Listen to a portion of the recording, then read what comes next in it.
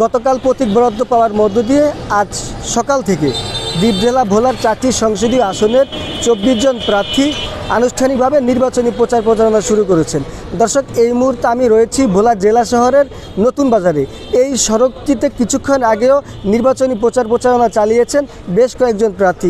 দর্শক, আপনাদেরকে যদি একটু জানিয়ে রাখি, গত 21 জানুয়ারি দুপুরে ভোলার জেলা প্রশাসক কার্যালয় হলরুমে আয়োজিত অনুষ্ঠানে ভোলার 4টি সংসদীয় আসনের 24 জন বিভিন্ন দলের প্রার্থী ও স্বতন্ত্র প্রার্থীদের মধ্যে প্রতীক তুলে দিয়েছেন ভোলার জেলা প্রশাসক ও জেলা রিটার্নিং কর্মকর্তা ডাক্তার শামীম রহমান।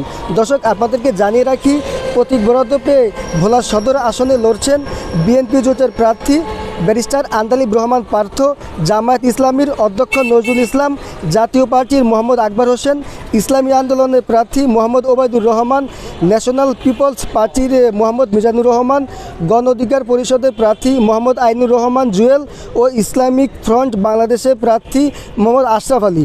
দর্শক, এছাড়াও ভোলার 2 আসনে লড়ছেন বিএনপির প্রার্থী হাফিজ ইব্রাহিম, জাতীয় পার্টির প্রার্থী advocate Jahangir Alam, liberal Democratic পার্টির মোহাম্মদ মোকাফফর উদ্দিন চৌধুরী, আমজনতা দলের মোহাম্মদ আলাউদ্দিন ও স্বতন্ত্র প্রার্থী মোহাম্মদ জাকির হোসেন খন্দকার। এছাড়াও ভোলা 3 আসনে লড়ছেন বিএনপির প্রার্থী মেজর অবসরপ্রাপ্ত হাফিজউদ্দিন আহমেদ, জাতীয় পার্টির প্রার্থী মোহাম্মদ কামাল উদ্দিন, ইসলামী আন্দোলনের প্রার্থী মসলিউদ্দিন, বাংলাদেশ ডেভেলপমেন্ট পার্টির মোহাম্মদ নিজামুল হক নাইম, গণ অধিকার পরিষদের মোহাম্মদ আবু তৈয়ব।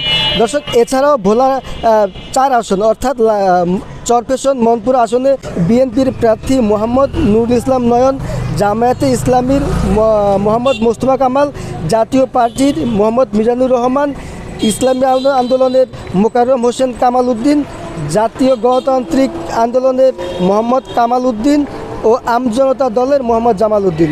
যেই প্রার্থী দ্বীপ জেলা ভোলার সার্বিক উন্নয়নে কাজ করবেন, আসলে তাকেই তারা ভোট দিতে চান এবং শান্তিপূর্ণভাবে তারা ভোট কেন্দ্রে গিয়ে ভোট প্রয়োগ করতে চান। তো এই বিষয়ে আমি কথা বলেছি ভোলার জেলা প্রশাসক ও জেলা রিটার্নিং কর্মকর্তা মোহাম্মদ শামীম রহমানের সাথে। তিনি জানিয়েছেন, অবাধ, সুষ্ঠু ও নিরপেক্ষ নির্বাচন করতে তাদের নেওয়া বিভিন্ন বিষয় গতকাল এই ভোলার 4টি আসনে 24 জন প্রার্থীর সামনে তুলে ধরা হয়েছে এবং তাদেরকে নির্বাচনী আচরণবিধি মেনে চলার জন্য আহ্বান জানানো হয়েছে।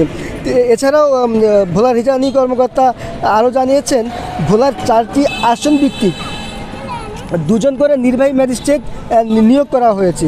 এছাড়াও আইনশৃঙ্খলা বাহিনী প্রস্তুত রয়েছে। ঝুঁকিপূর্ণ কেন্দ্রের ঝুঁকি মোকাবেলায় আলাদা পরিকল্পনা করা হবে বলেও জানিয়েছেন ভোলা জেলা রিটার্নিং কর্মকর্তা।